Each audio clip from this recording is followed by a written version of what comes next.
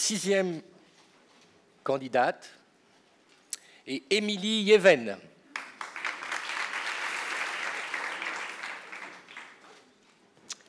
Sa thèse parle du potentiel utopique de la littérature contemporaine, espace, lignes et mouvements dans les œuvres de Maëlys, de Kerangal et de Jean Echenoz. Mais pour nous ce soir, c'est quand la littérature contemporaine réinvente l'utopie. Est-ce que vous êtes prête? Oui.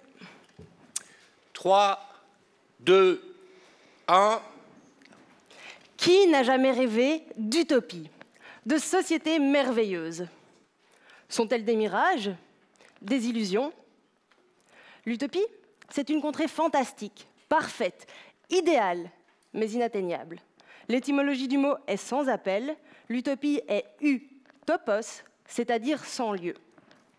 Pourtant, sur cette carte, vous voyez bien une île. Il s'agit d'Utopia, l'espace imaginé par Thomas More au XVIe siècle, la première des utopies, celle dont le nom est d'ailleurs à l'origine du mot que l'on emploie aujourd'hui. Paradoxalement, donc, Utopia est un lieu qui semble bien réel. Thomas More détaille minutieusement ses lois, ses coutumes et surtout sa géographie. Des contours du territoire jusqu'à la disposition des maisons, l'espace est très précisément décrit. Par ailleurs, Utopia n'est pas une île comme les autres.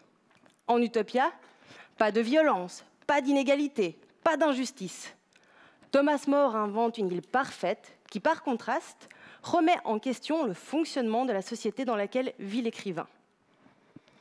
Espace et force critique.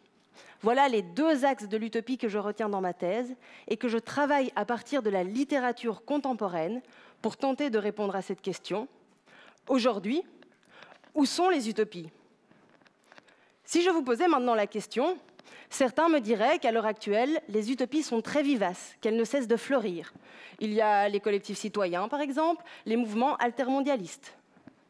D'autres, au contraire, répliqueraient que cela fait longtemps que les dernières utopies sont fanées. Pourtant, les utopies contemporaines ne sont pas une affaire de botanique.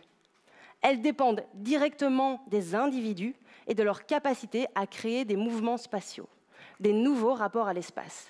Voilà ce que je cherche à démontrer dans ma thèse. Nos mouvements spatiaux sont utopiques quand ils sont critiques et inventifs.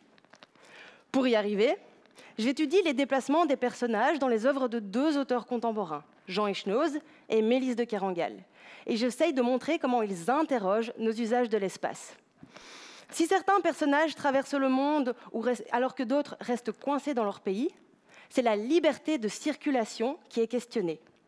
Si d'autres encore vagabondent, errent ou utilisent le bateau et le vélo pour se déplacer, c'est l'usage traditionnel des routes qui est examiné. Dans ma thèse, je vise donc à démontrer trois choses. D'abord, que des utopies sont présentes dans la littérature contemporaine. Ensuite, qu'elles sont créées par les mouvements des individus.